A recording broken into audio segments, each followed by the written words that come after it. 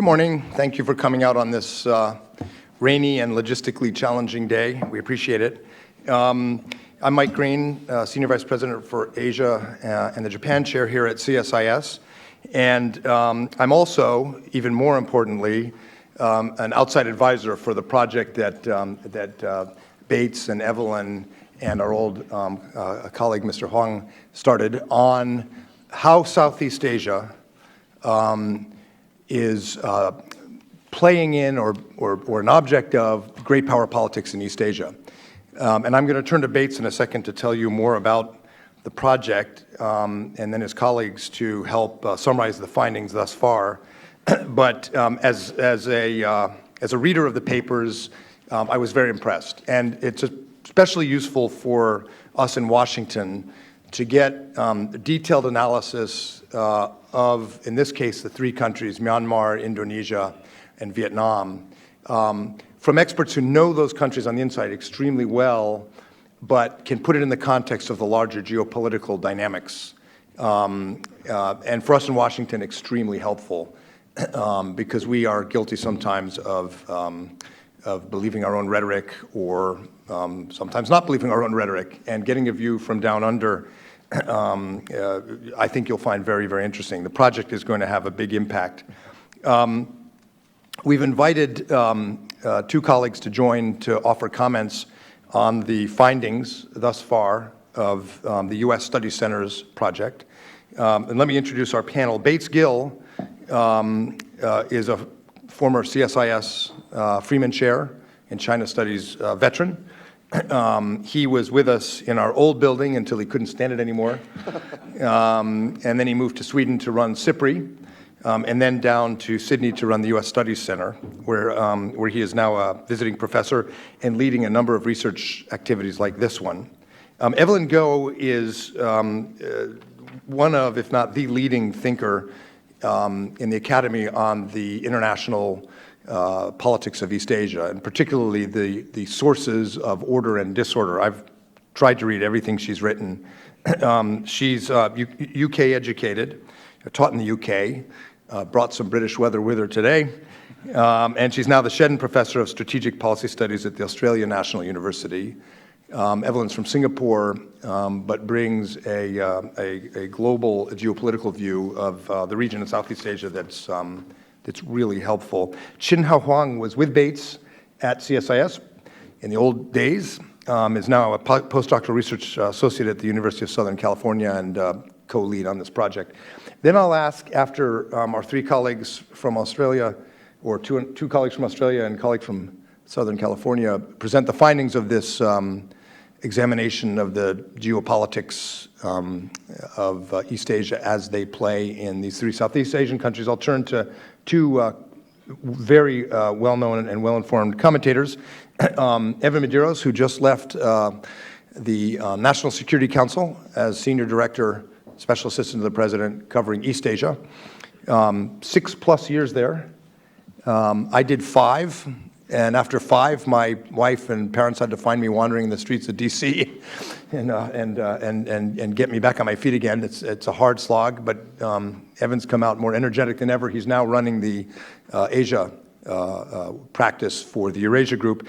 Evan's very good to have for a number of reasons. Of course, he's just been in government in charge of strategy and policy towards the region. But as analysts and scholars and officials started looking at the effect of a rising China on the strategic behavior of other East Asian states, Evan was one of the first to write or to co-edit a comprehensive look at what was really happening in 2008 called Pacific Currents, which is still one of the best surveys and theoretical explanations for the combination of balancing and hedging and engagement that's happening in Asia. So I don't know if you remember writing that, Evan, but it was a very good piece, and this is right to that. And then Ernie Bauer, the Sumitra Chair and head of our Southeast Asia work here at CSIS and co-chair of the Pacific Partners Initiative, working with Australia, New Zealand, Pacific Islands. So let me turn it over to Bates. We'll go down the line. I may ask a question or two, and then we'll open it up. I may call on Andrew Shearer here with CSIS, former National Security Advisor to the Prime Minister of Australia, Tony Abbott, who's worked on this a little bit over the years, and then we welcome your comments and questions as well. Okay. Well, thank you very much, Mike, for that very warm introduction for all of us, and thanks especially to your team and to Ernie's team for being so kind to host us today and have this opportunity to brief out the results of these new studies. This was a project supported by the MacArthur Foundation as part of their East Asian Security Initiative, the late East Asian Security Initiative, where we asked them to support work that would give what we felt would be a useful regional perspective upon the emerging security partnerships of the United States in the region and how those countries are seeking to balance their relationship between the United States and China in particular. We felt it was important to try and deliver for a Washington audience or for a broader American audience perspectives from persons who are looking at these countries not from an American perspective, but rather from their own perches in various parts of the world and spending lots of time within Southeast Asia.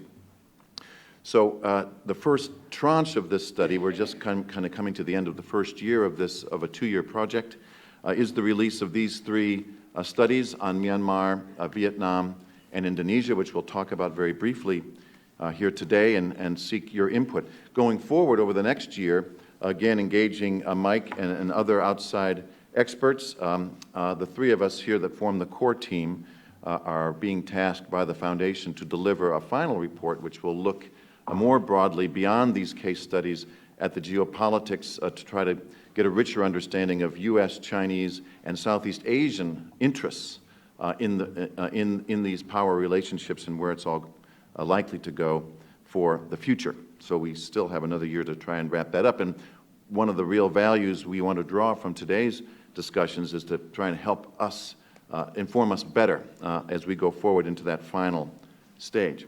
Now, each of these studies was conducted by a different researcher, persons who really delve into these countries individually. So in the case of the Myanmar study, was written by Jurgen Haacke, who's at the LSE. The Indonesia study was written by Natasha Hamilton-Hart, who's at Auckland University, and David McRae, who is one of Australia's leading Indonesia watchers, now based at Melbourne University. And the Vietnam study was written by Bill Hayton, who, as you know, is a BBC correspondent, but also well known for the works he's written on Vietnam and Vietnam-China relations. So, unfortunately, you will not have the benefit of those experts in delivering those findings. The MacArthur Foundation support didn't allow us to bring them all here to Washington, but we'll do our best here at the front to offer up their findings and give you a better sense of what these reports are saying. We had some copies of these reports when you came in this morning. I hope you were all able to get one. If not, feel free just to get the soft copy at www.ussc.edu.au. That's the U.S. Studies Center website in Sydney. All right, so very briefly, let me run through. I had the opportunity to present the Myanmar study. So I think this report on Myanmar, as Mike has suggested, and all of the ones we're going to be discussing today are particularly timely, given some of the recent events, obviously, in Southeast Asia and the important changes that we've seen in U.S. relations with these three countries. Myanmar, in particular, is an interesting one, given the November 2015 elections. And given the outcomes of those elections, and barring what I think are unlikely dramatic changes going forward or interventions on the part of the military government, military leadership in Myanmar, I think we now can say that Washington and Naypyidaw will have the opportunity to revisit discussions aimed at further strengthening their bilateral relationship, and this will include security-related ties. In a theme that you'll hear probably throughout these three papers, but we're speaking of Myanmar now, we shouldn't expect Myanmar to align closely with Washington as a major security partner, as some others might in the region, and that would be irrespective of what might happen on the domestic political scene following these elections. But the prospects for the development of a limited and mutually beneficial security partnership are reasonably good, and certainly better than they were even a year or two ago. And there are several strong reasons in this report for this cautious, but on balance, from a U.S. perspective at least, positive assessment. And in the short time I have remaining, I'll just try to tick them off. So first, on the cautionary side, I think the report is valuable because it stresses the importance of domestic politics both in Myanmar and in the United States, which are going to continue to place constraints on progress in the overall political and security relationship. Interestingly, it's noted at the outset of the study that a closer security partnership between Washington and Naypyidaw is going to first and foremost require a different political consensus in the United States itself. And until now, that consensus has been that the U.S. should support Myanmar's democratic transition, but not proceed with any significant military engagement until the country can commit unambiguously, the military can commit unambiguously to withdraw from politics. A new consensus on Myanmar and Washington seems possible, but this hinges to a large extent, obviously, on the outcomes of the November elections and the way in which Myanmar's political and military elites decide to respond to the people's vote. Other factors are obviously going to matter for Washington as well. For example, the dynamics of armed conflict between the Myanmar military and ethnic armed groups, especially along the northern borders of the country, and Myanmar's many remaining domestic challenges, not least Buddhist nationalism and the treatment of self-identifying Rohingya peoples within the country. So these are going to continue to place constraints, especially on Capitol Hill and elsewhere in this town, about just how far and how fast the security relationship should proceed. On Myanmar's side, so too, there are domestic constraints. Obviously, first and foremost, a close partnership on the security relationship with the United States does not comport with the country's long-standing and very serious preference for non-alignment and neutralism. In addition, Myanmar is primarily concerned with its domestic security challenges, and making them a centerpiece for U.S.-Myanmar security ties raises its own host of political sensitivities, both for Naypyidaw and Washington. For example, Washington's continuing calls for political reform and the withdrawal of the Myanmar military from the political arena is going to have a dampening effect among some in the military about the value of getting too close. What's the price that has to be paid for a security relationship with the United States? Secondly, one of the things I find most interesting about this study is the detailed outlining it provides of the evolution in Naypyidaw's relations with Beijing. On the one hand, given the continuing importance of China to Myanmar, a security partnership with Washington that seems to be aimed at China is going to be difficult to achieve, all the more so, as I said, since Myanmar's principal security challenges are internal rather than external in nature. But that said, relations between Myanmar and China have decidedly cooled in recent years, including as a result of China's apparent intervention and connivance and meddling in the Kokang conflict in particular.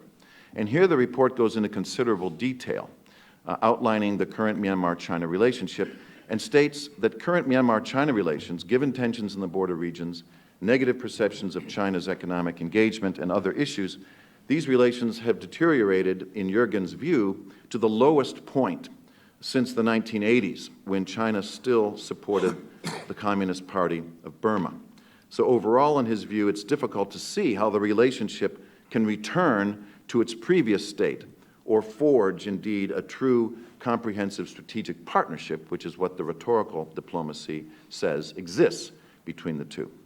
Third and finally, in spite of many constraining factors, then, we have seen some important progress in the political and security-related relationship between Washington and Naypyidaw in just the past 4 years.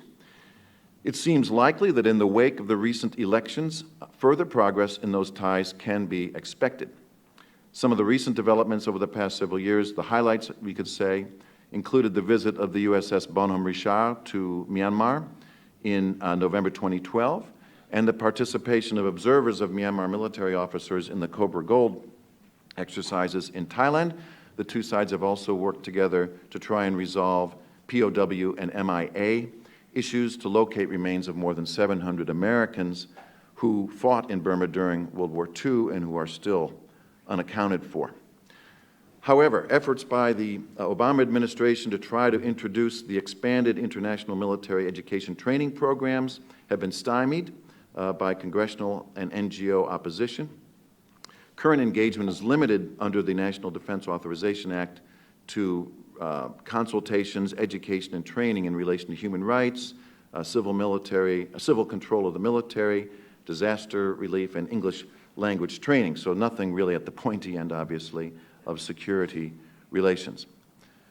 That said, from our visit to Myanmar in May and reading Jurgen's report, it is quite clear that there is a strong interest on the part of the White House and on the part of the Myanmar government, including the government that is just coming to power now, to see greater military engagement between the two.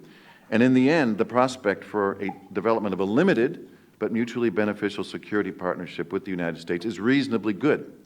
And as I said, it is certainly better than it was a few years ago. But the final sort of message, I think, for Washington is that its expectations should be decidedly tempered, cautious, and go slow in this regard. So thanks very much. That's the Myanmar study. Excellent. Evelyn?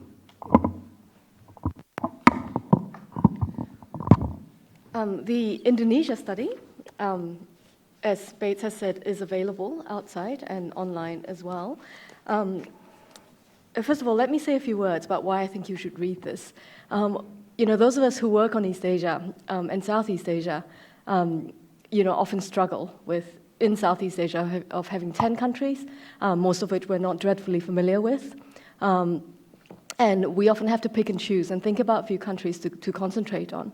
And for obvious reasons, I think Indonesia has been and will continue to be of interest, you know, to anyone in Washington or anywhere else interested in the region. It is the largest country in Southeast Asia. It is regarded as you know, the sort of leading country in ASEAN, traditionally and still is. And for a US audience, this is the third largest democracy in the world. It is the largest Muslim country in the world. And for these reasons, quite understandably, it has gained a fair amount of interest in the US in recent years. A couple of other things to note, of course, about Indonesia, which made it important for our project. This is a country that's undergone very significant state transformation in the last 20 years or so towards a democratic system. This has not been an easy task. For Indonesia, it's also had serious repercussions for foreign policy and strategic thinking within Indonesia, and how the country has or has not weighed into regional affairs and global affairs.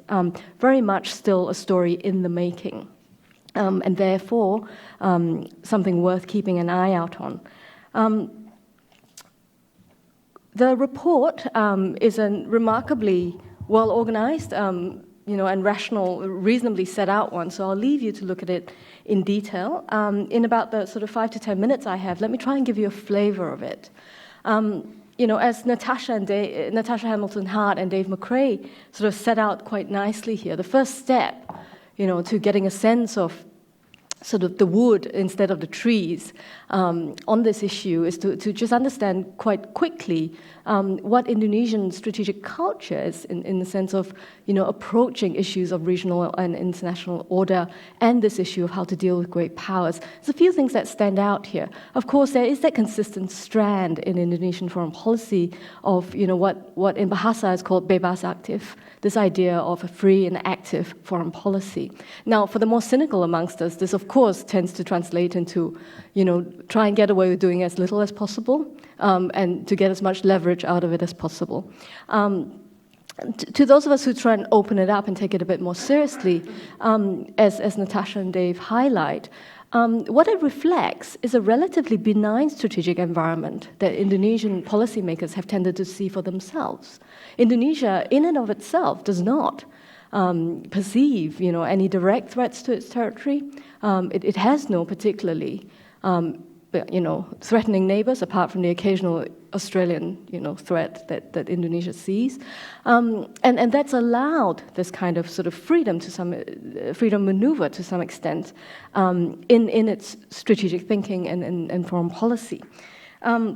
And also, similarly with the two other countries in the study, that tradition of non-alignment, particularly strong in Indonesia. Let's not forget that Indonesia during the Cold War was one of the leaders of the non-aligned movement. Now, how this panned out in practice, as many of you will know, was not necessarily non-alignment during the Cold War. Again, Natasha and Dave observed that for all intents and purposes during the Cold War, Indonesia was pretty much aligned with the United States, rhetoric aside. But you know, we deal with these things, that the perception of a relatively benign, immediate security environment, that desire to maintain freedom of action and non-alignment in its foreign policy outlook. Now, how has this interacted with relations with the US, relations with China, is something they go on in turn to look at in the report. I'll just highlight a couple of things for you. Their bottom line is that when we look at Indonesia vis-a-vis the US and China, there is a much stronger relationship with the United States, right? Whether we look at the economic realm, the military realm, or the social, people-to-people sort of realm. Now, this is not static. Some of these elements are changing, but the bottom line is there's a great deal more entrenched comfort, familiarity with the United States than there is with China, right? There is still remaining in Jakarta and in large parts of the Indonesian elite a deep sense of suspicion, if you like, or discomfort with the Chinese and China particularly for a variety of reasons. So that's sort of the takeaway. Now, as I said, some of these elements are changing. Indonesia only normalized relations with China in 1990. So that official government-to-government relationship is fairly new in relative terms. And what we've seen since the global financial crisis particularly is a changing balance of Indonesia's economic ties with China, which, as in lots of Southeast Asia, it's the economics that push the strategic, right? That's the driver, is the economic relationship. So the trade relationship with China, particularly for Indonesia, is becoming significantly more important. China is Indonesia's main trade partner, like for a lot of Southeast Asia. Now, let's bear in mind that a lot of this is commodities trade in one way, and components export from Indonesia to China and the other. That has its own limitations. Nevertheless, on every other front, the sort of starting point in that relationship with China is from a very low base. So, we do see a lot of news reports about mill-to-mill, increasing military-to-military engagements between China and Indonesia. I leave you to look at the details, but when you stack that up against, what Indonesia has developed with the United States, the comparison, is still lagging significantly behind. Even on the economic front, the trade picture is very different from the investment picture. And the investment picture is what's becoming much more important, particularly under the Joko Widodo administration right now. And the figure that really stands out for me in this report is that between 2010 and 2014, China invested in Indonesia 4% of what Singapore, the smallest country in Southeast Asia, the strongest economy, invested in Indonesia, and 14% of what the United States invested in Indonesia in the same period. Now, this may change. There's been a serious amount of commitment at the end of 2014 to increasing levels of Chinese investment in Indonesia, but we'll see what comes of that.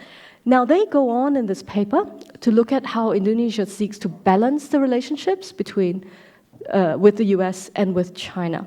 And in this regard, some things are shifting as well. Interestingly, Natasha and Dave highlight growing debates within the Indonesian establishment about the degree to which Indonesia would want to play off one set of relationships with the other.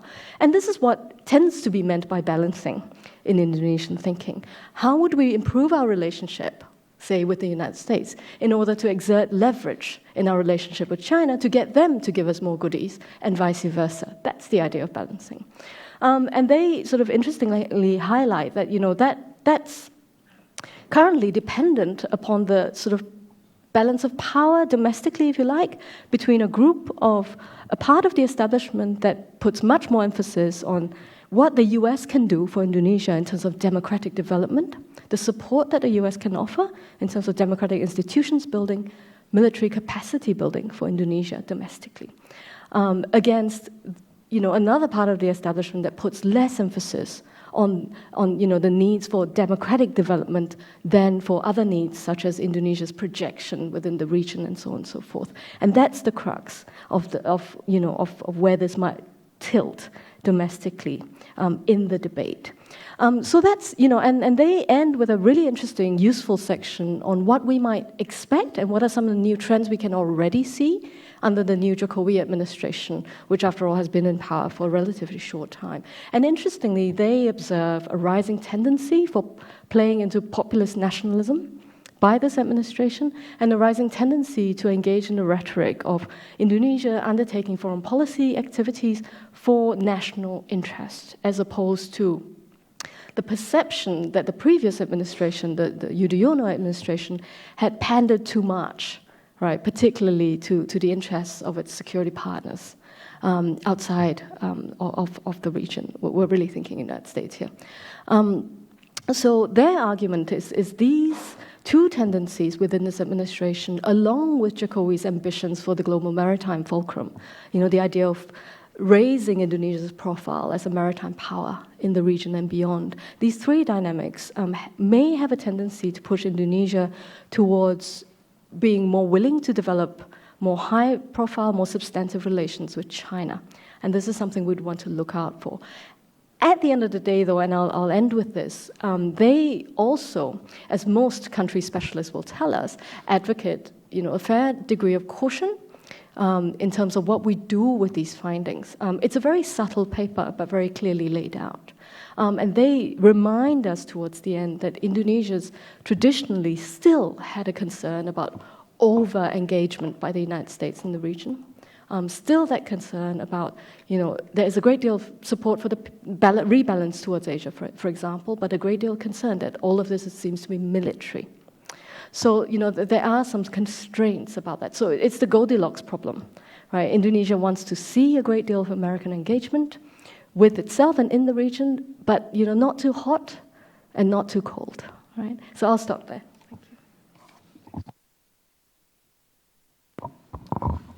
Great. Thank you very much for coming out here today, this morning. It's a rainy morning, so kudos to you for making it out here to listen to us, share some thoughts and ideas about the reports and our findings.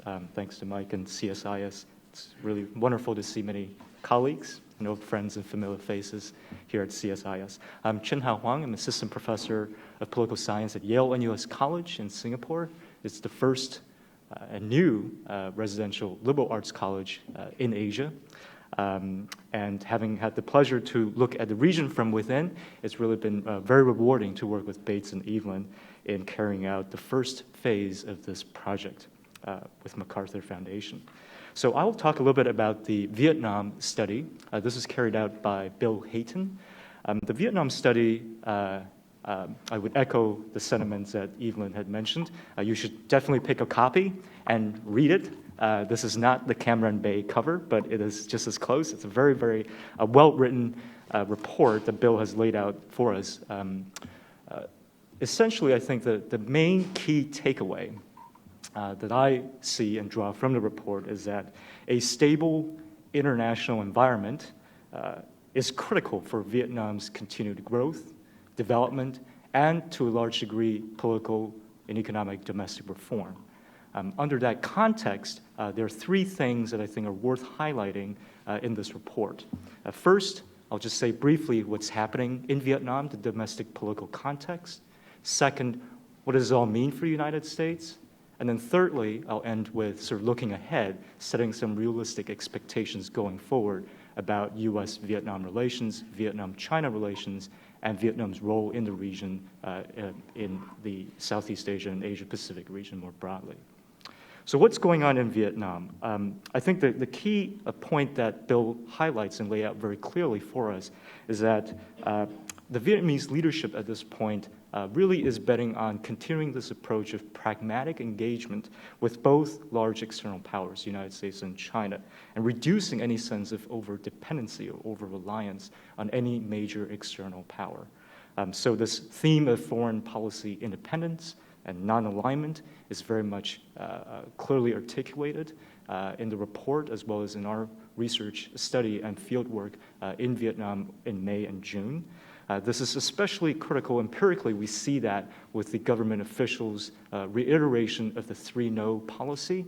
The 3-no meaning no foreign bases in Vietnam, no military alliances, and of course, no bandwagoning or teaming up with a third country to counter another country.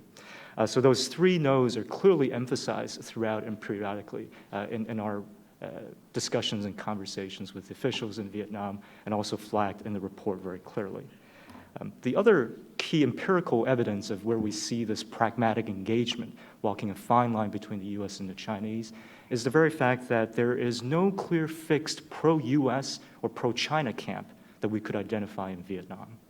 And so that's quite important, whether it's in the Ministry of Foreign Affairs, or Ministry of Defense, or Ministry of Commerce, or some of the broader security and economic establishments of think tanks. We couldn't find a clearly defined this ministry is clearly a more pro-U.S. or pro-China camp.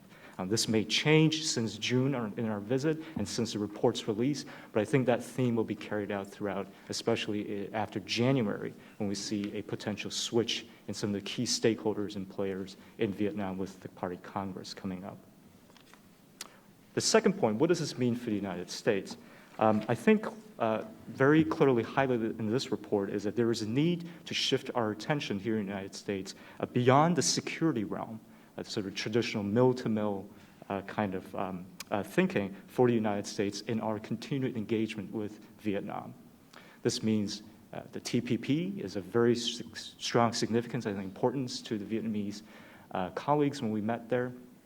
They see that as part and parcel of deepening and broadening this emerging security partnership with the United States, that it goes beyond the security realm. That's quite critical.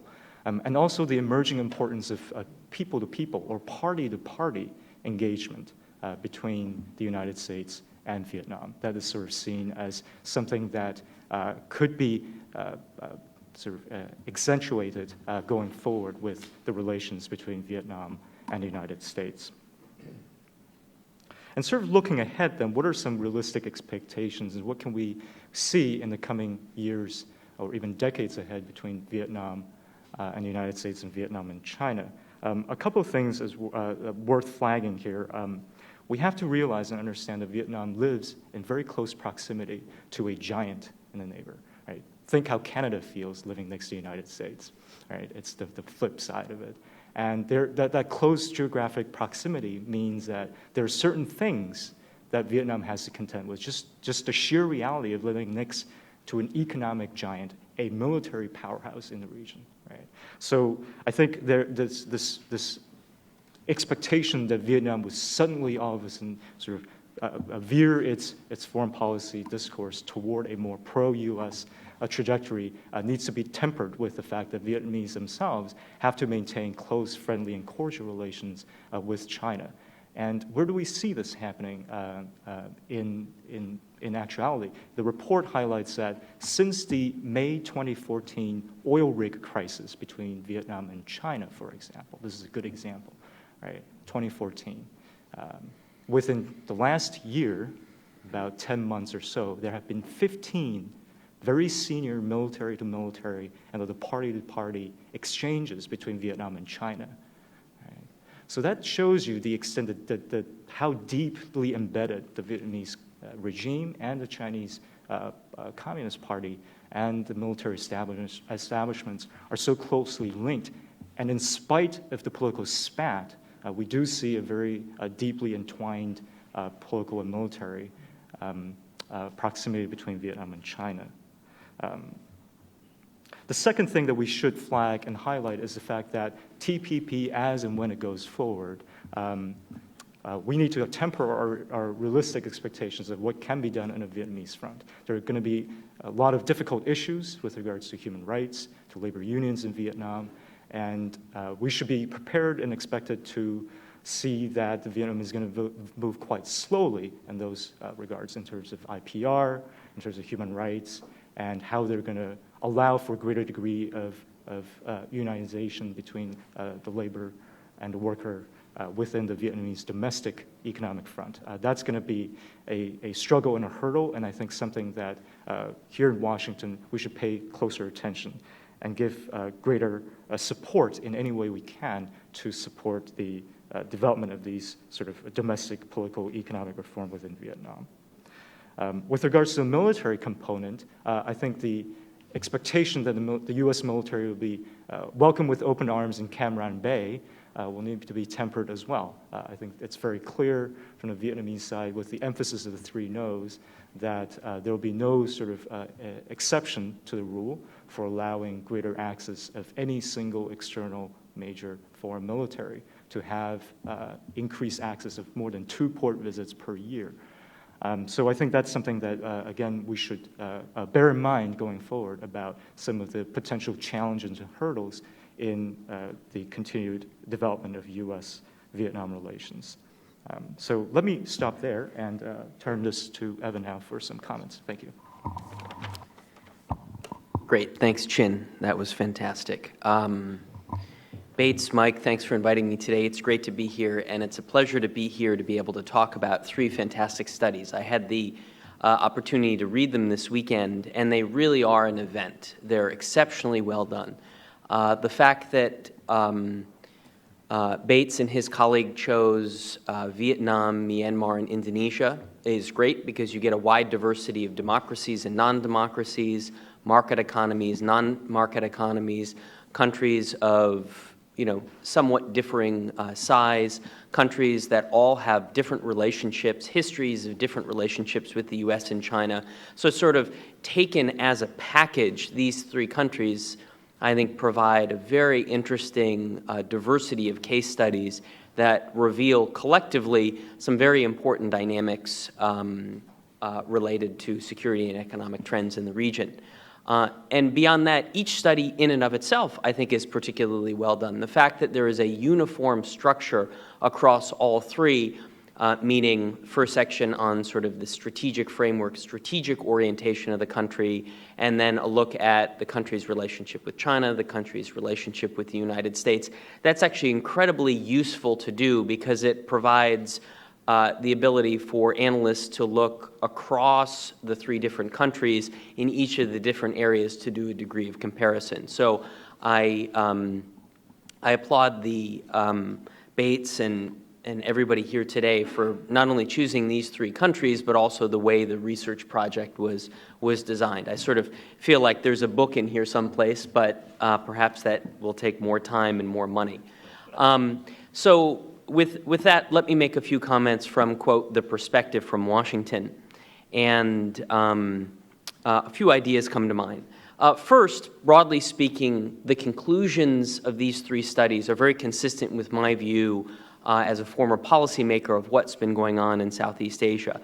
First, the heavy focus in all 3 countries on maintaining strategic autonomy, on non-alignment, and ultimately trying to find the right balance in its foreign policy between Asian and non-Asian actors is normal and natural and very consistent with my interactions with policymakers from all of these countries.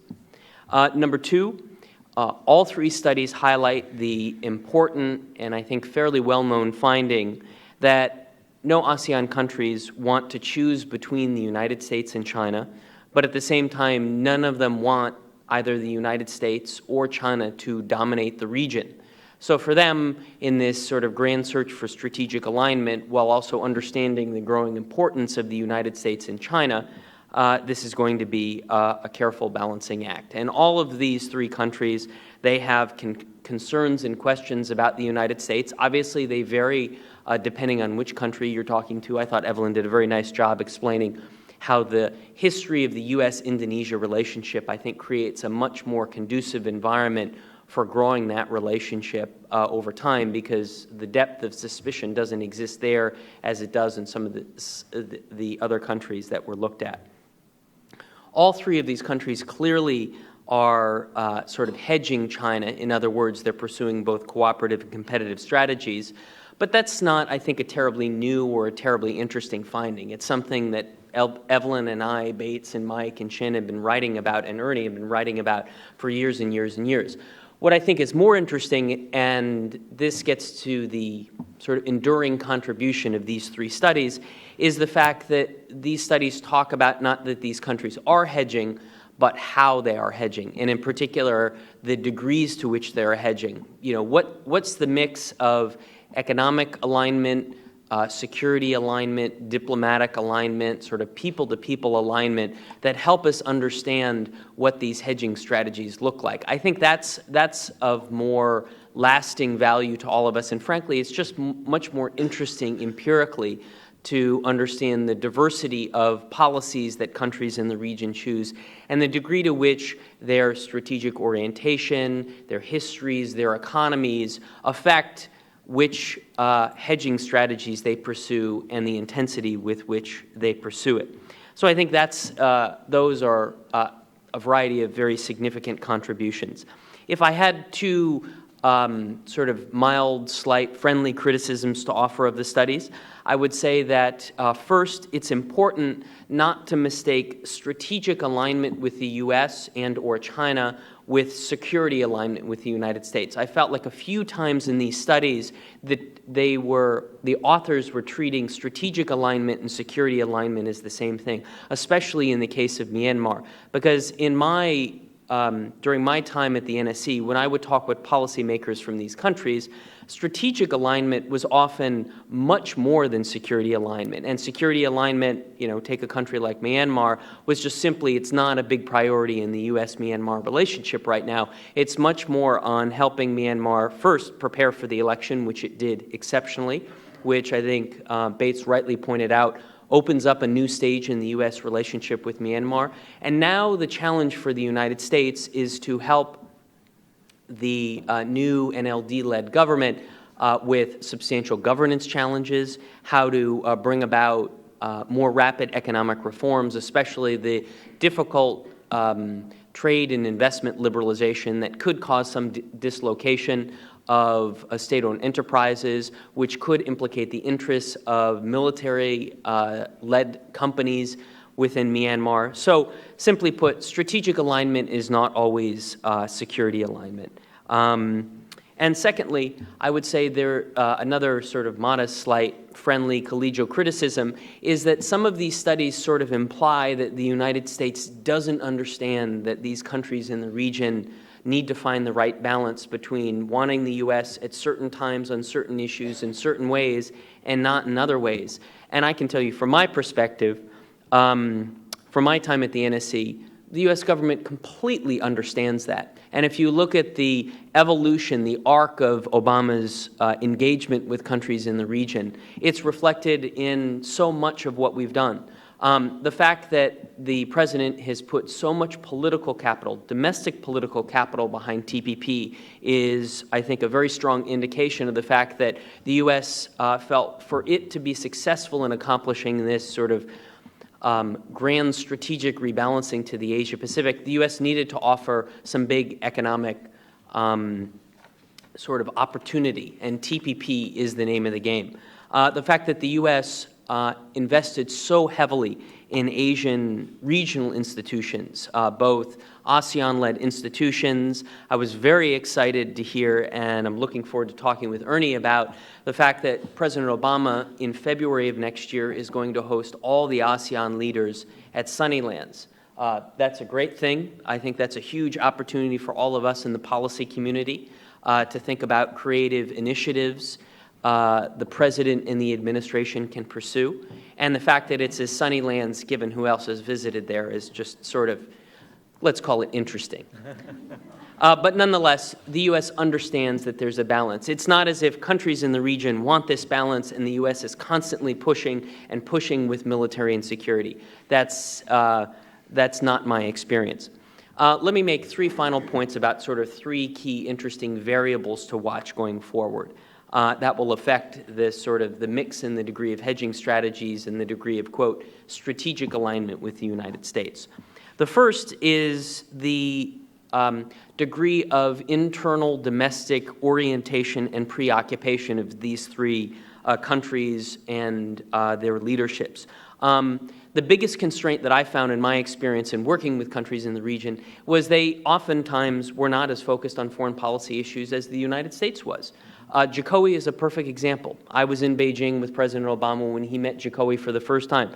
Jokowi spent most of his time talking about his domestic priorities, his infrastructure drive, his new maritime initiative, and fundamentally how to improve the living standards of a lot of very poor Indonesians. And that's right, and that's noble, and that's understandable. But the question is how does the U.S. Contribute to something like that? And so, in other words, a lot of these governments, Myanmar is another one, is going to be very focused on domestic political and economic challenges. And that is going to affect this sort of grand hedging calculation. And the policy challenge to the United States is how to align the capabilities that the U.S. has and the interests America has in Southeast Asia with these domestic imperatives of countries and make sure that we don't continue to talk with them about the South China Sea and counterterrorism endlessly in a way that doesn't reflect what their priorities are. Second, economic trends. What is the pace of trade and investment liberalization going to look like in the Asia-Pacific, and what is going to drive it? TPP obviously is sort of, I think, the biggest game in town. Obviously, it needs to get passed by the Congress. It needs to get ratified by parliaments throughout the region. But nonetheless, I see that as probably the biggest driver of trade and investment liberalization. What's going to happen with the ASEAN economic community? It's sort of arrived with a huge whimper, in my assessment. Obviously, the ASEAN countries have done a good job with liberalization of tariffs on goods, not so much on services, very little on investment, and almost nothing on labor. So where is the ASEAN economic community going? Is it going to be an aspiration forever, or are we going to see the rubber hit the road? So economic trends and the extent to which the United States can play a role in that, I think, will be key. It's interesting that, among those three countries, Vietnam obviously is in TPP, and I think that Vietnam, based on most macroeconomic estimates, stands to gain the most. Some of the estimates are that over the next 10 years, exports will grow 40%. So if those estimates are accurate, TPP is going to change the Vietnamese economy. And if you change Vietnam's economy, you begin to alter its strategic orientation. And that will be new and an interesting feature to watch.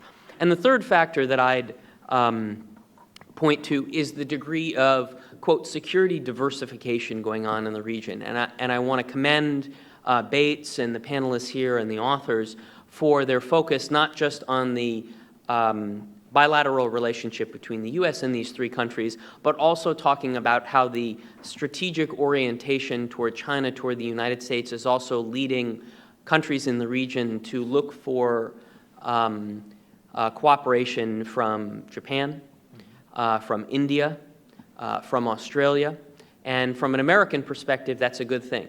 You may have heard me in my former role constantly talk about the mantra of building a stable and diversified security order. This is what we're talking about, a network of security relationships throughout the region in which no country feels uniquely vulnerable to coercion or predation by any country. And I think that there's some new and interesting trends, and I applaud the governments of Australia and Japan for their willingness to provide cooperation, and particularly security cooperation, to ASEAN countries to build this sort of diversified network of relationships. And I hope to see that continue. Hopefully it will. And that will be an indication of this sort of overall strategic alignment of these three countries and the opportunities for the United States. So let me stop there and ask Ernie for his comments. Thanks, Evan. Well, I would like to join the chorus and congratulate Bates and the team on these papers. I thought they were excellent. I think the fact that an Australian-based organization is writing about Southeast Asia and presenting the findings in Washington is a sign of the times. It's a good sign of the times. And this was picking up on Evan's excellent point that the diversity of authors of the papers, the diversity of presenters here, this combined interest in how Southeast Asia thinks and what its approach will be is very healthy. and in my view, as many of you in the audience know, long overdue in this town, but I'm very glad that CSIS could be hosting this discussion. I would align myself with almost everything that Evan said, and I don't want to repeat it. So I wanted to pressure test a little bit some of the assumptions in the papers. I would generally agree that the papers were very well done. I think that I would ask the authors and ask all of you to think about whether we don't find ourselves sort of falling into a rhythm of what generally accepted knowledge is of Southeast Asia and the Southeast Asian countries. I thought the papers were largely consistent with sort of the think tank circuit version of what's happening in all these countries. I see some things changing, actually, and maybe I thought I'd just use my time to be a little bit of a spoiler, and maybe you guys could respond to some of these ideas just to make the discussion a little more interesting. I'm watching China's reading of Southeast Asia very closely, and have been for the last decade or so. And I really think the Chinese political risk analysis of Southeast Asia has been awful. I don't think they really have understood Southeast Asia's political evolution. And I think, I'm not saying that, the Americans do, or even that the Southeast Asians do. I mean, if you look at Southeast Asia, you open the papers any morning, Grace Poe was disqualified this morning from the Philippine race. Najib is in turmoil. God knows what the Thais are up to. The Vietnam is headed into the Party Congress. But that's exactly my point, that Southeast Asia is in a state of fluidity and how these domestic politics that very much influence how countries will think about foreign policy and national security. This is a very a fluid time for Southeast Asia. It's a time where, if you step back and look at the big picture, you've got a period where the autocratic leaders of ASEAN are now largely gone. Many of them have passed away.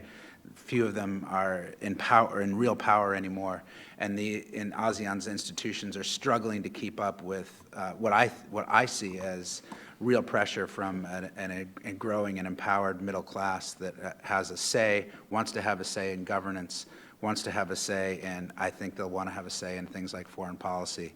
And whether that's Myanmar's incredible election just weeks ago, or Joko Wi's, I think, very appropriate read of his electorate, as Evan noted from the meeting with the president in Beijing. This is where we should be watching. I mean, the best analysis of Southeast Asia will have to take into account what people think and how they're pressuring their governments. I think, as I look at China's political risk analysis in the countries that we just talked about, I think they really were surprised by Myanmar and its move towards reform, political and economic reform, so suddenly. They've obviously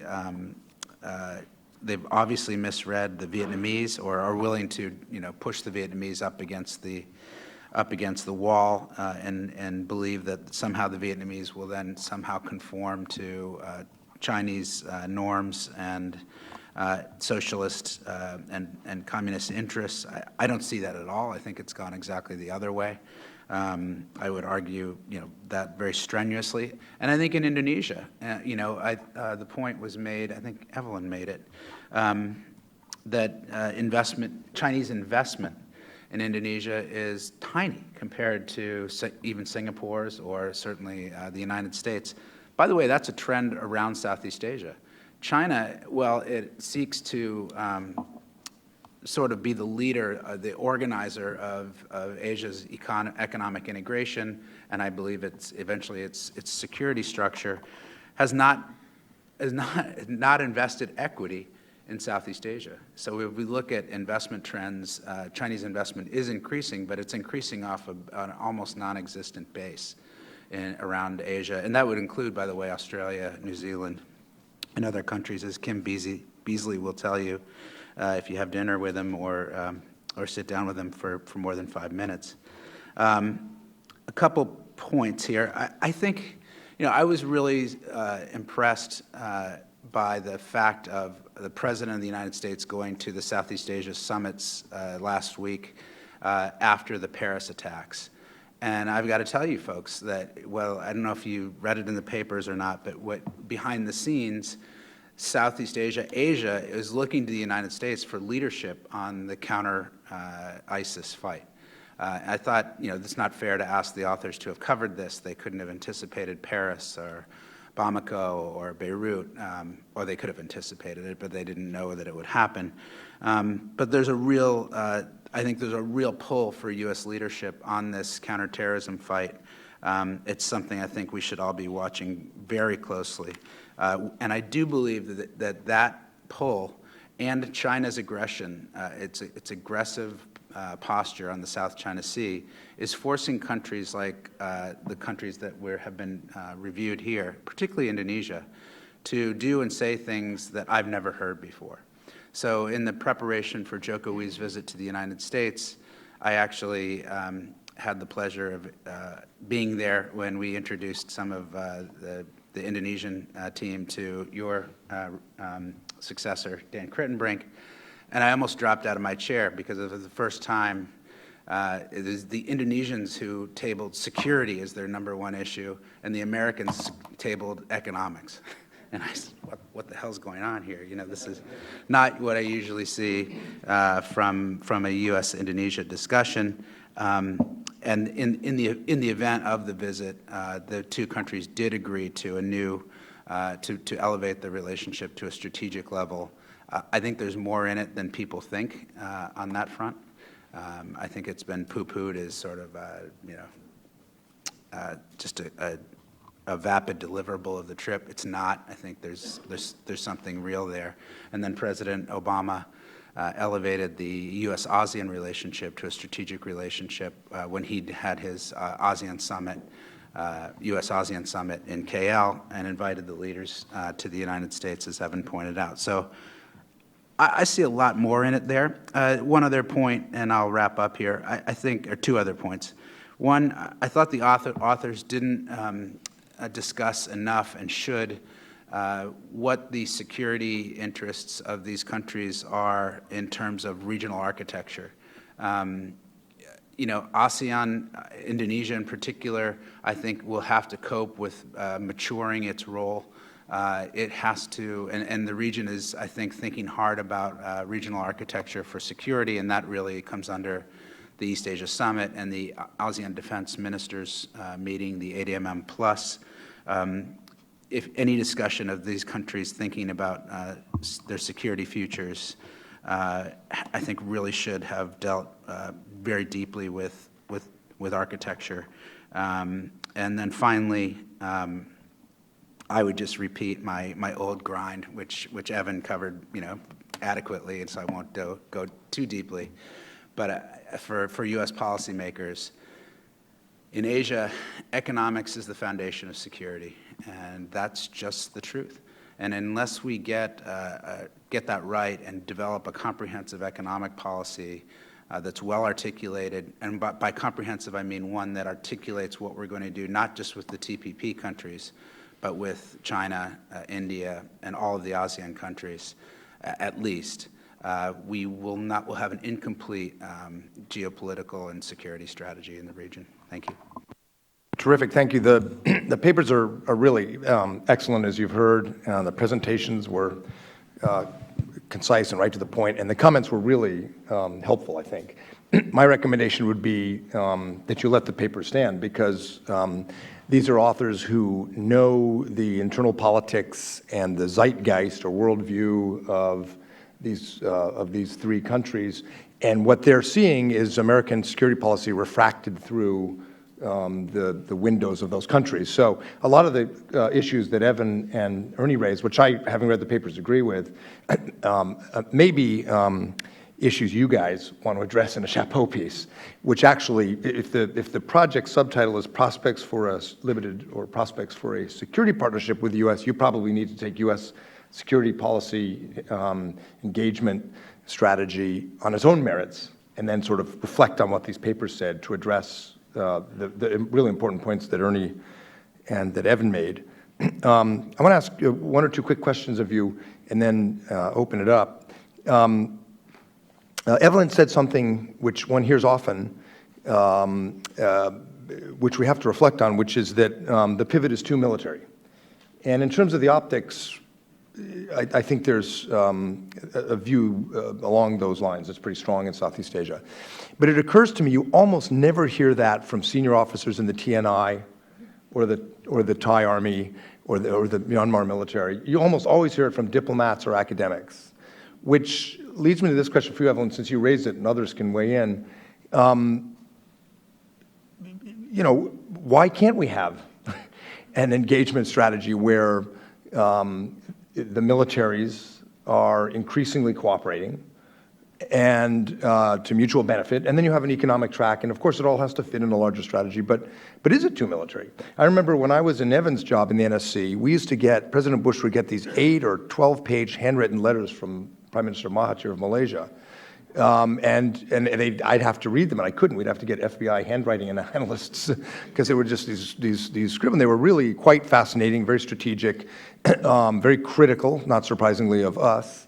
Meanwhile, with Special Branch and the Royal Malaysian Air Force and so forth, we had incredibly tight cooperation under the radar, and these were completely at odds. So we weren't strategically aligned in the view of the world, but in what really mattered, especially after 9/11, to the FBI or the CIA or Pacific Command, we were doing very well compared to many countries where the prime ministers didn't write long, critical notes to the president. So my question for you, Evelyn, is, is it too military? Is it not possible to have, growing security cooperation without, the appearance of larger strategic alignment or resolution of economic issues and so forth? And then I have one for you, Bates.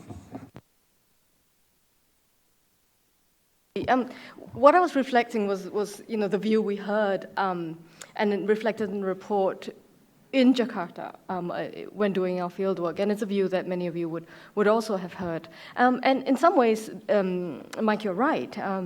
It's a bit of a throwaway line, isn't it? And particularly since the TPP, the strong push on the TPP from the Obama administration, it certainly has gone down. We've heard less of this. I guess it's there's nothing conceptually, objectively wrong with having two tracks. One military, one economic, and so on and so forth. I think part of the Southeast Asian sentiment has to do with sequencing on the one hand and presentation on the other hand. Possibly the only country I can think of in Southeast Asia that is not subject to a presentation problem when it comes to the military side of any security partnership with the United States is Singapore. Every other country in Southeast Asia with which the United States wants to have any kind of security partnership has a presentation problem. Now, so, part of that criticism really reflects the domestic as well as regional presentation problem that these countries face. So it would simply be more helpful if the security, the military parts, of the push is under the radar and kind of stays there. So I think that was the idea. And then the sequencing issue also. I mean, again, and China's sort of demonstrated this. Again, and this was, Ernie talked about this as well, that so much of the sort of strategic dynamics, if we take Evans's idea of, that is strategy, not just security, and I agree with that the strategic dynamics is primarily pushed by economics. Right. So it would simply be fairly helpful if the economics was given at least equal play from the beginning with the military, or as the way China does it, the first play, and then everything else follows. It's kind of the basis for those criticisms, I think. That's good advice. This is precisely the kind of thing a chapeau piece could really nicely address when you do it. And for Bates, so Evans and Ernie asked each about the security diversification. Diversifying the security portfolio for these countries. Ernie asked about the ARF, EAS, multilateral institutional dimension of dealing with security problems for these countries. And I think Evan asked about diversification of partnerships. So it's not just the US, it's Australia, it's Japan, it's Korea, India to some extent. Did you have a sense from the studies about the relative importance of security engagement with the US vis-a-vis allies, partners like Japan, Australia, Korea, and vis-a-vis, ARF, East Asian Summit? Do we kind of dwarf? Are we just one of many? How does the U.S. security partnership you're focused on fit in the toolkit? How important is it compared to other tools?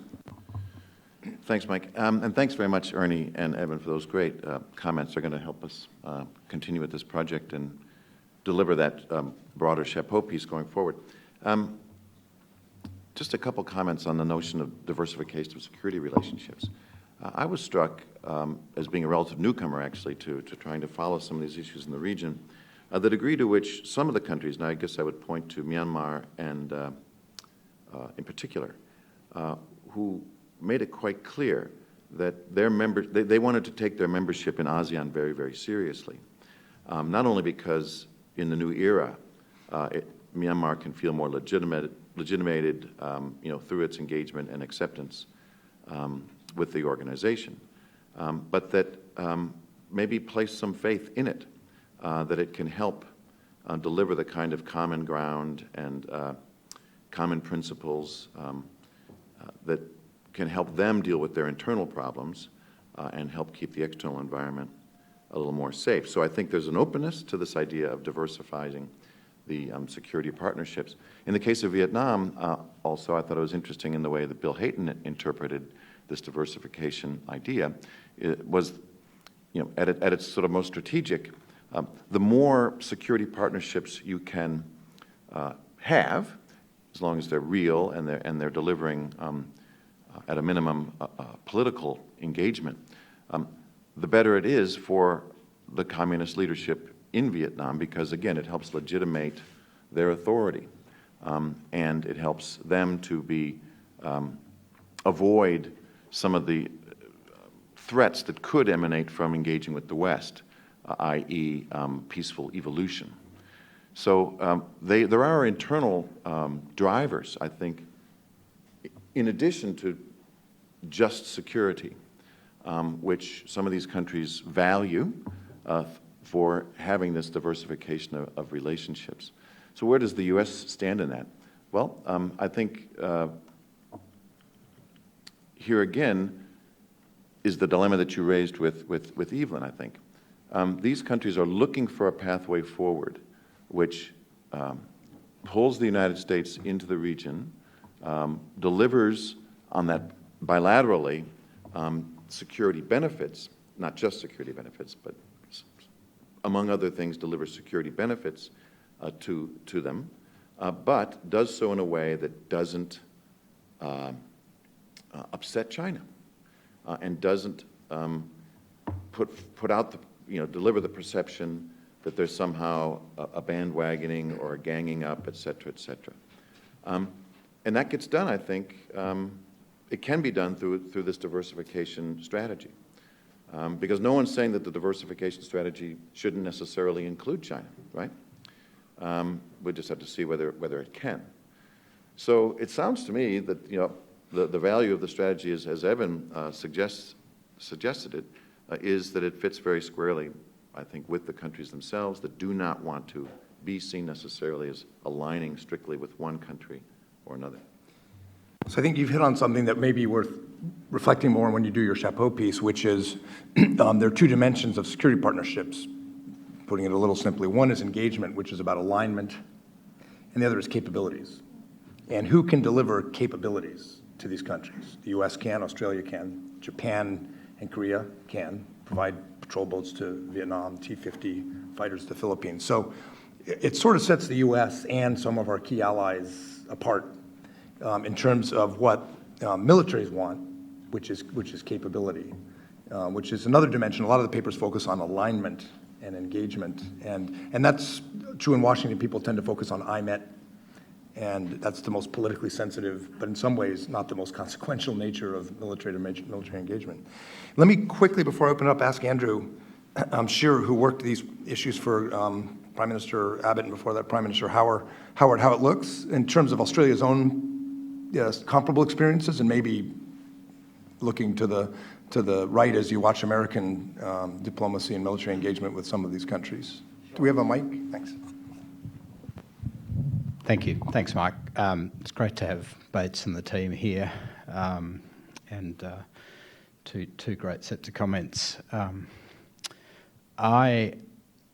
You hear a lot in Australia about Southeast Asia studies being in sort of terminal decline, so I think it's just fantastic that this excellent scholarship's been done and that it's been brought to Washington, so well done on that. Just a couple of very quick thoughts. As I listened to the presentations, I was struck by the fact that the last time I left government and sort of went into a think tank, which was about a decade ago, all the talk was about Chinese soft power and how all of the countries that we're talking about today were going to be wrapped up sort of bandwagoning with China. And I'm just struck on hearing your conclusions, how much the world has changed or the region has changed. I think Ernie's absolutely right about causation, and there's no doubt that China's behaviour, assertiveness, etc., the sort of stuff that Evan's documented before is a big factor. But I just want to, I think it's important to put on the record that policy has a role here too. And I think Mike and the Bush administration laid a foundation, and Evan and the Obama administration have done a really good job in reaching out to these countries, understanding them, having a nuanced view about what their interests are, what they're trying to achieve, and giving them the space to do that in their own way. So I think US policy has been highly successful, and as policymakers we often don't get much of a rap, but you guys deserve one in this area. I think if you look through the kind of surface chop and the noise, there's a pretty clear trend here, and I think in terms of the balancing, I could certainly perceive a shift from sort of softer forms of balancing. I'm not saying that they're not happening and they're not important in terms of engagement with regional institutions and so forth, but that the balancing is perceptibly shifting up to the kind of harder end of the spectrum over time, and it'll be interesting to see whether that trend continues. And lastly, having given a plug to US policymakers and I guess some other policymakers around the region, I think it is important that we're not complacent here, and I know that the Chinese work very, very hard, and that's what they should be doing, but they work very hard in all of these capitals, and they will be thinking hard about their response to what's going on. So it'll be interesting to see the further years work once the study's complete. Thanks. Terrific, thank you. So Bates, you're going to do the final version of this next spring, have I got that right? Yes. Yeah, good. So I think we'd welcome questions, but also additional suggestions for the final part of this project. Please raise your hand. And we have microphones. Yeah, right over here. I'm guessing an Indonesia question. Could be wrong. Thank you, Mike. Al Laporta. I think there are a couple of things to bear in mind as we go down the track, especially talking about security engagement. And thank you, Mike, for breaking this down from these kind of strategic engagement point to kind of the military cooperation point, because the two are different and can proceed independently to some extent.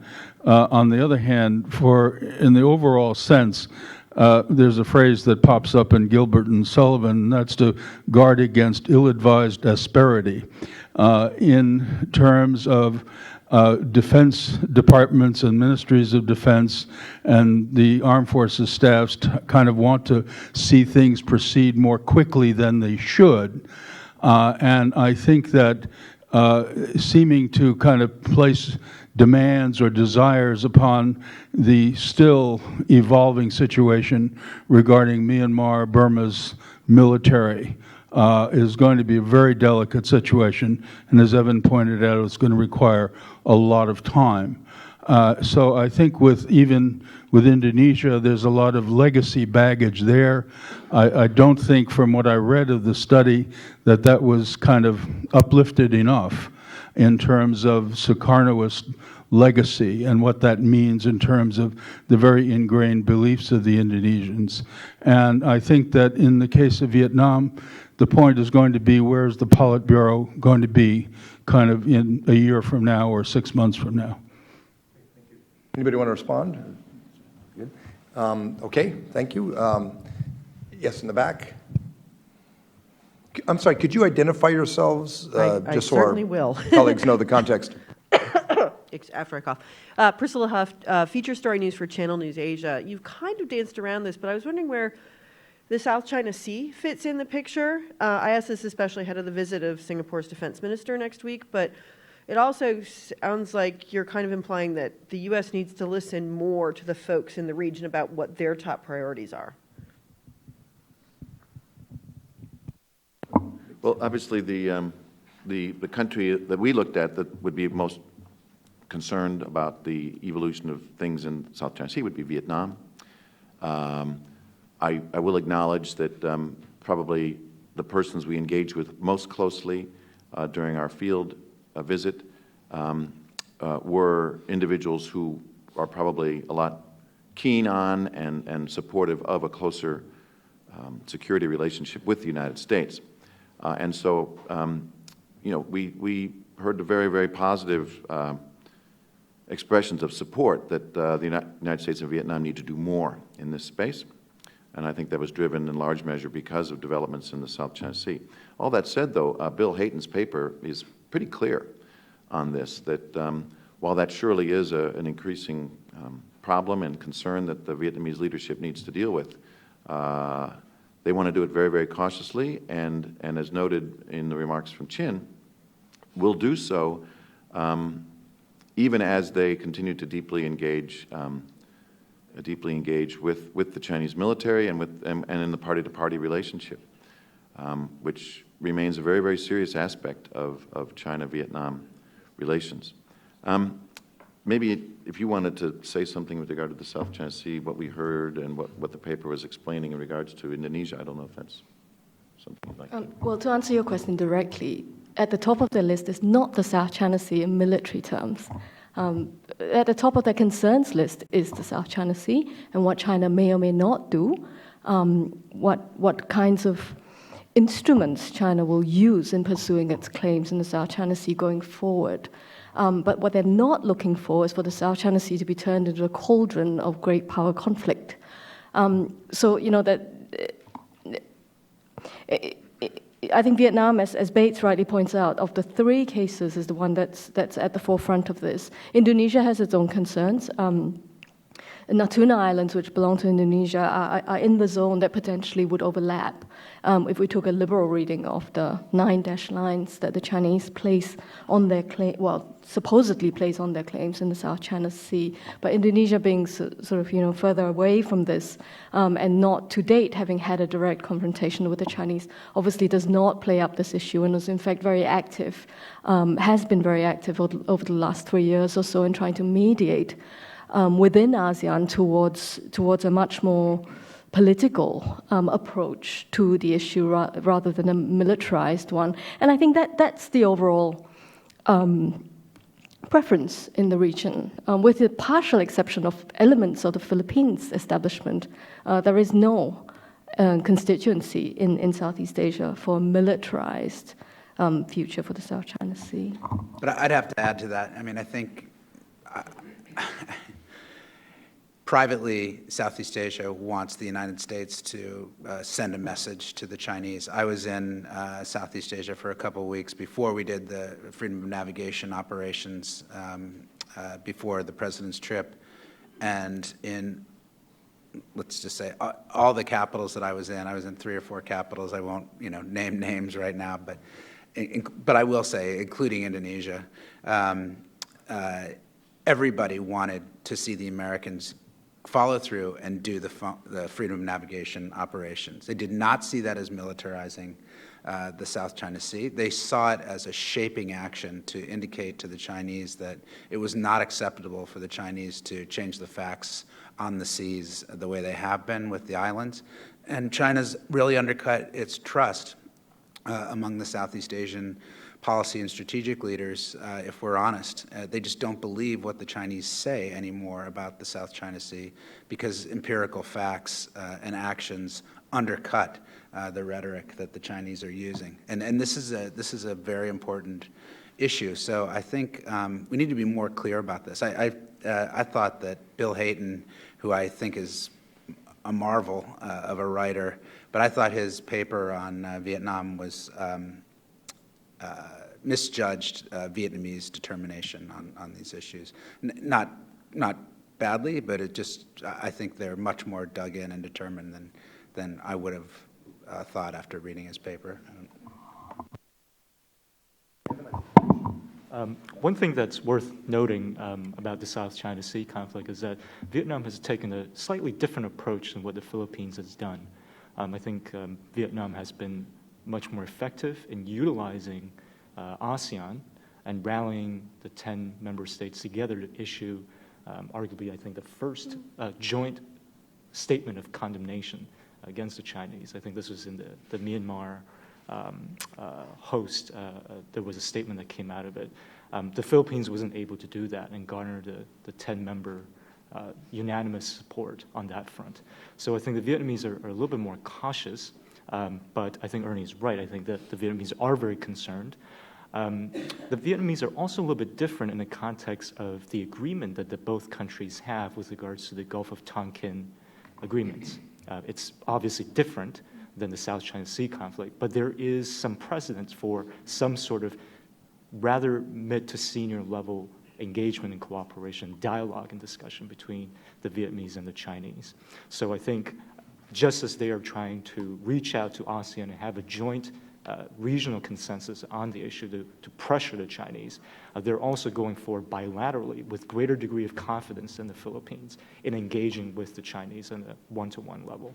It'd be interesting to see it with what Ernie said, whether or not ASEAN would eventually come out with a freedom of navigation statement, a common position supporting and endorsing FON in the South China Sea. I think that would be a great indicator that ASEAN is more closely aligned with the United States than conventional wisdom suggests.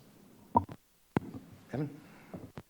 Thanks. So in my role as the sort of view from Washington, on the South China Sea, I'd make 3 points. First, it's important that U.S. security strategy towards Southeast Asia not be defined exclusively in terms of the South China Sea. That's a hard thing to do because we're all very focused on it. It's an important issue. It's a difficult issue. It gets a lot of headlines. But nonetheless, I think the administration has done a pretty good job of pursuing a security strategy toward the region that, while that puts a priority on the South China Sea, but doesn't focus on it exclusively. So that's point one. Point number two, I think that my first point relates to the Indonesia case, because I thought the Indonesia case was a little bit too focused on how does Indonesia look at the South China Sea issue as some sort of litmus test of their willingness to cooperate with the U.S. on security. I think the U.S.-Indonesia mill-mill relationship and security relationship is much broader than that, and in particular on the CT issue. I mean, of all the issues that I worked with Indonesia on, that was by far the most significant one, and, you know, are similar to the kind of cooperation that Mike talked about that the U.S. had with Malaysian law enforcement and intelligence authorities. You know, it's similar with Indonesia. So let's make sure that we don't sort of let the South China Sea issue detract from what should be more multifaceted, broad-based security cooperation. And arguably that applies to Myanmar as well. The U.S. military and the Myanmar military functionally don't have much cooperation. I mean, it's basically like rule of law type of seminars. So basic interactions related to principles of how you structure your military, how you resource it, train, equip, how we think about the role of civil-military relations. There are some really basic, fundamental discussions that could take place between the U.S. military and the Myanmar military that I think would contribute to the broader goal of setting a foundation for effective governance now that this election is over.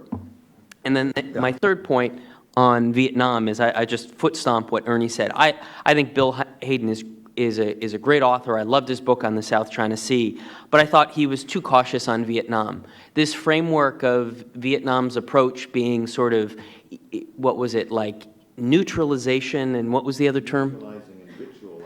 Neutralizing and ritualizing. Now, the Vietnamese that I've dealt with, when, and I was in the NSC during the 2014 oil rig incident, the words ritualize and neutralize do not come to mind in any way, shape, or form. And when you look at the interactions between China and Vietnam since May of 2014, they do not look like either neutralizing or ritualizing to me. They look more like struggle. And to Ernie's excellent point, I think the Chinese have misjudged the domestic politics in Vietnam. I think the Chinese have been scrambling to rebuild that relationship. I mean, even though there have been lots of meetings of these joint committees and all sorts of things, there's been a lot of process, there hasn't been a lot of substance. And I think it's very instructive that Xi Jinping just went there for the first time, first president, Chinese president in 10 years, but yet in Vietnam, he was not willing to repeat the phrase that he said when he was in Washington about no militarization. So that's an interesting indication of where China and Vietnam are right now. Sorry for taking so long. That's a really excellent point, to be followed by another excellent point. Just on this Vietnam issue, and I just think it's two things. One is that relationship between Vietnam and China has always been one of struggle. There has been never in history, and it's a very long history between those two, any period of ease, really, between, so let's not mischaracterize or misunderstand that relationship either, because that's the one that we tend to compare it to when we think about the U.S. relationship. And apart from that, I do agree with you. Evan's point about not letting, for the U.S., not letting the South China Sea be the frame for our Southeast Asia policy is excellent. Historically, that's always a temptation for us. 10 countries are all different, it's complicated, Secretary of State wants to go to the Middle East. We need one frame for Southeast Asia. So we're going to have to, not the people at this table, but the U.S. government's going to have to resist that temptation and embrace eclecticism. And having said that, I'm going to completely defy it for a second, because if you, to the extent this is predictive, this study, you're trying to anticipate relationship development. If you look out 5 years and you had to pick two futures, one in which China embraces a real code of conduct and demilitarizes in the South China Sea, and the other in which the code of conduct discussions are, languishing along, and China has 24/7 military air coverage from their runways and a significantly larger PLA Navy and Coast Guard presence, which of those futures would you bet your mortgage on? And I think, tell me if you disagree. I think a lot of people would bet on the latter, unfortunately. So if we think that's the future that's most likely, and if you're trying to anticipate where these relationships go, I wonder if that's a kind of a driver that may make some of these security partnerships more pronounced as these countries' real vulnerabilities and gaps in capability come up. Or on the other hand, maybe the security partnerships can't keep up with that. Maybe bandwagoning becomes more likely. So I just throw that out before I turn to the audience again, see if anyone has a reaction, or maybe someone does have faith in the code of conduct. And to be clear, I think that should be ASEAN's priority. I think they should be pushing for it. But I just think, Mike, that ASEAN won't take a hard reaction to this. I mean, one thing I've recommended is that the ASEAN use their 10-X structure that they've used in economics. This is when ASEAN was stuck economically, because generally you needed an ASEAN consensus to move forward on something.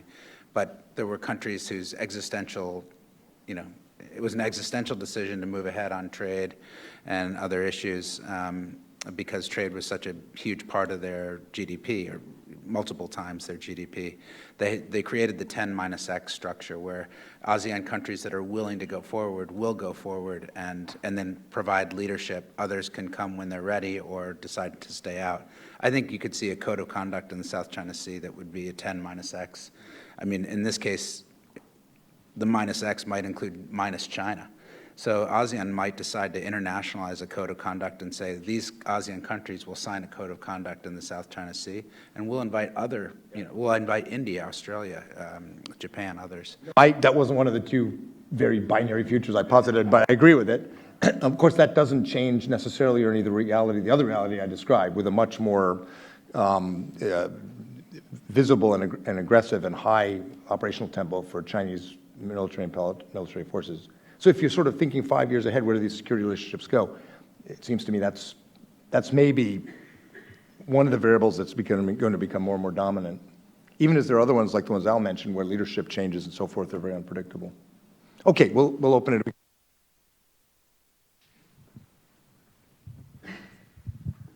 Thanks for a terrific discussion. Mike McDevitt from CNA. One observation on one of your comments, Mike, and then I have a question for Evelyn and a question for Professor Huang. You asked the question about too military. One of the unfortunate problems associated with that is what I call "where's the beef" problem, because the military aspect of the rebalance has gotten so much publicity. A lot of questions I've received over the past few years is, so where is it? And so that it makes us, at least many people, it cuts our reassurance message dramatically, because they don't see it was never intended to be a massive military buildup, but it has been perceived in many ways in that way. So just an observation for Evelyn. You mentioned Jokowi's maritime strategy, or maritime strategic approach, and then you opined that you thought that might draw Indonesia closer to China, without further elaboration. My interpretation of your comment is that's because China's coming with money for infrastructure, which is what he wants. But could you discuss that for a moment? And, Professor Huang, I only skimmed the paper that Hayton did on Vietnam, but he did talk about Russia, which, by the way, is another country that provides military sustenance, at least to Vietnam. But I don't recall if he saw the Vietnamese-Russian relationship going forward, or did he conclude that it's strictly transactional and it's a matter of selling equipment, and that's the end of it? Very quickly on Jokowi's global maritime fulcrum concept. First, sort of a thing to note is that this is a relatively undeveloped still concept, but it has been given a lot of media play.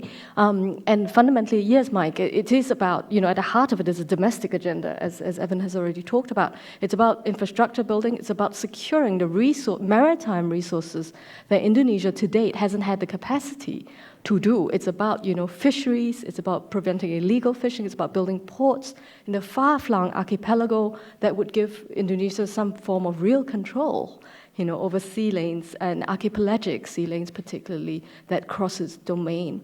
Now, in that context, it is about infrastructure building, and it dovetails very nicely with Xi Jinping's agenda. Of both the maritime Silk Route and also the AIIB and other sorts of funding initiatives that would go into building the very sorts of things that Jokowi is looking for money to do, mainly for domestic purposes. So that's a very nice coincidence there, and that's Natasha and Dave's sort of argument that we may, for that reason, see a pulling closer in that relationship. They don't go as far as to say that will tilt the balance in how Indonesia approaches the U.S. vis-a-vis how it approaches China, though. So we'll wait and see.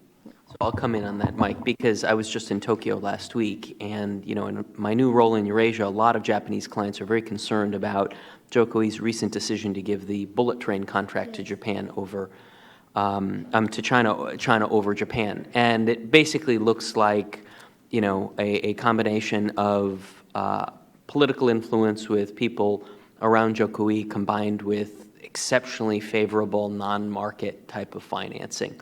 So that, you know, has raised the obvious question about, you know, how is Jokui going to make these kinds of decisions to meet his domestic needs? Thanks. On the question of Vietnam, I think I would draw back to the term that Evan used very correctly, sort of this diversified security order that some of these countries in the region are pursuing, and Vietnam is doing so with Russia. It's more, I think, than transactional. I recall in one of our visits to a senior member in the Diplomatic Academy of Vietnam, he went to great lengths of describing, and don't forget Russia. And so I think in the list of countries that is important to Vietnam, Russia is on top of the pecking order with Japan, South Korea, and India as well, for historical reasons, and a lot of very close mill-to-mill engagements on that front. So I think Russia is quite important and front and center in that sort of diversification process. Yeah. Yes, please. Thanks. I'm Tom Reckford with the Malaysia America Society and Foundation. Ernie made a very interesting comment about China having had a lousy decade in political risk analysis on Southeast Asia. I wonder if Bates, putting on his China scholar hat, would look at this issue from Beijing's point of view. How does China think it's done in the last decade? Well, I was just in Shanghai a couple of weeks ago, and these sorts of issues arose around the table of some of the sort of senior foreign policy types from Beijing and in Shanghai. And it won't surprise you that they push back pretty hard on that idea, and you know, point to things like the AAIB, for example, point to the fact that you know, continued deepening of economic engagement in the region, AAIB aside, that all of these countries count China as their #1 trading partner, and also interestingly, sort of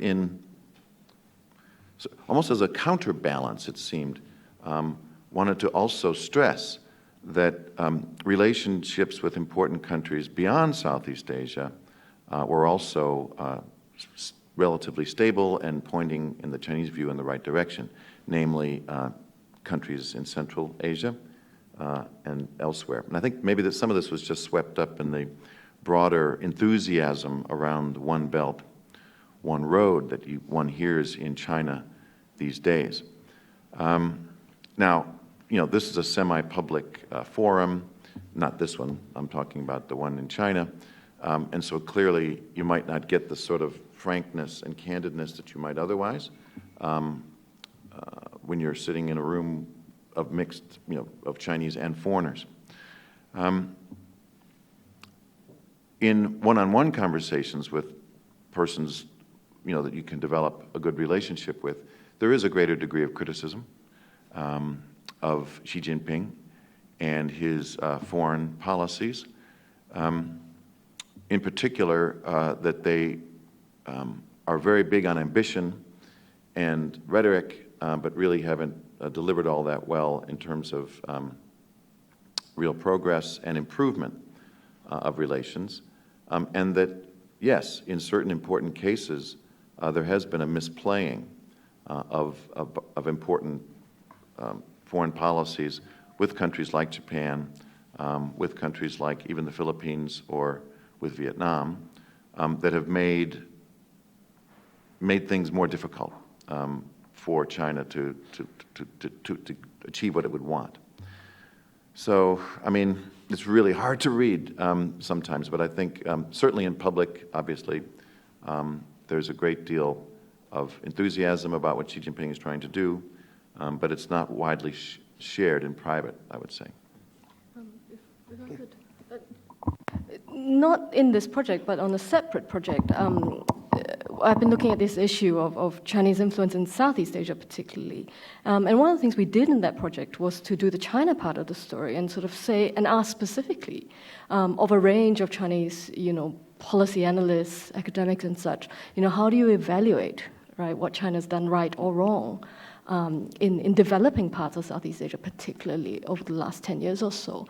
And one remarkable findings of that was a bit of a block, in these interlocutors' abilities to sort of see that, that fundamentally misjudged various things. There was a tendency to attribute, Myanmar's turn to the U.S., Vietnam's stronger stance on the South China Sea, etc., to U.S. emboldenment, right? So it's the U.S.'s fault because they've pursued these countries. So, again, a bit of a tendency to take away agency from particularly Southeast Asian states and to attribute blame to the U.S. That was a quite interesting finding when asked these particular questions very, very seriously. So I just thought I'd add that. Now, if we were only as good as Global Times thought we were. Hey, Evan, can I ask you to do a quick intervention on this one? Because you'll have insights on this too, of course. Do the Chinese just not get it? Or does Beijing get it and they don't care because they think they're winning? Or maybe something in between, like the foreign ministry gets it, but Jurgen Haacke isn't listening. How would you answer that question? I don't think they get it. That's a good bumper sticker answer. Yeah. A colleague from Itochu in the back. Hi, Arbor Johnson with Itochu. My question is probably for the DC-based experts. What specifically do you think the President and/or U.S. Congress can do to help Myanmar in its economic development post-election? Well, first of all, I think we should not make vast assumptions about this being sort of a straight line road towards, an easy democracy and Aung San Suu Kyi and her party take power and everything's good. I think it'll be messy. And I have to say, the diplomacy being done by the State Department on this front is outstanding. I mean, I don't know if you guys were here to hear Derek Mitchell I guess he was here a couple weeks, maybe just a week before the election. But making sure that policymakers here know that, Myanmar will be sort of moving 2 steps forward and a step back. It's going to be tricky. The other thing is, so I think my first answer is an understanding. I also think we should be, and I have to say, President Obama deserves, I think, great credit for political geostrategic courage here, because maybe Evan can tell us the story. But I mean, he's as president, he's visited Burma or Myanmar twice, which is incredible. And the time that he decided to go, I mean, I think that was his decision. He realized that his going might change or encourage change at political and economic reform. So I think I would recommend, if I was sitting in the White House, stick with that kind of courage. They're going to be hard decisions. Things will look really messy. The ethnic insurgencies will probably continue and be awful in some areas. I don't think we've seen the last of Buddhist fascism.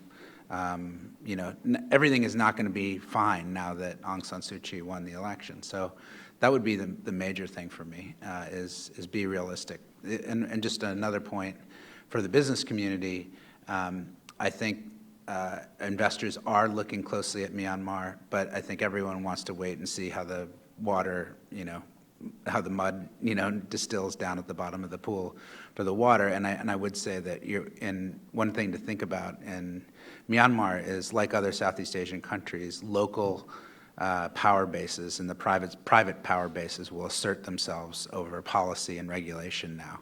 And Aung San Suu Kyi and the NLD won't be impervious from that.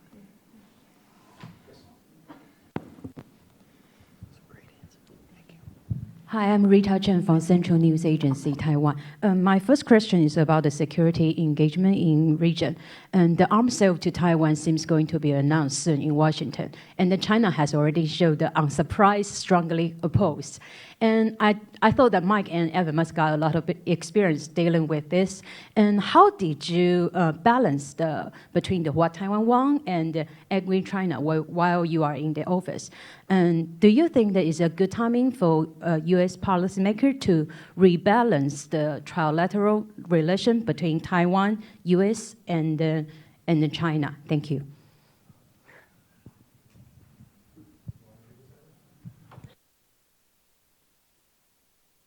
Well, I mean, I personally, and I think Evan is and as well, a strong supporter of the Taiwan Relations Act. And I don't think, people interpret the third communique differently, but it's pretty clear that the threat is growing, not diminishing, and we should do Taiwan arms sales. I think personally they should be based on a real assessment of the security requirements, not politics or symbolism, which often happens.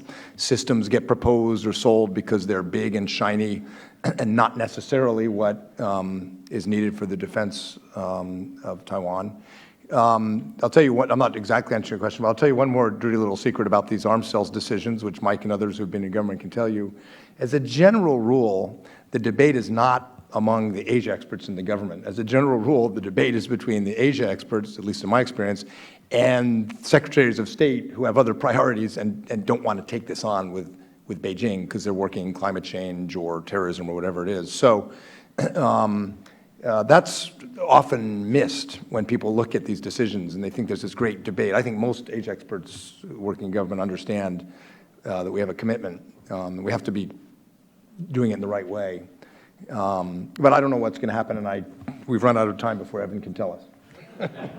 So let me conclude by first of all congratulating Professor Huang. I'm sorry I introduced you as a postdoctoral fellow, so Professor Huang and Professor Goh and Professor Gill, who've done great work in the past and have really come together on a great project. I think the essays, as I said, are really excellent, and the next step is taking some of these very helpful comments in your final product, which we really look forward to. And Ernie, thank you. You always bring deep insights, and Evan, it is terrific having you back playing in these debates, but armed with all the knowledge that you have from 6 years of really impressive government service. So thank you all very much.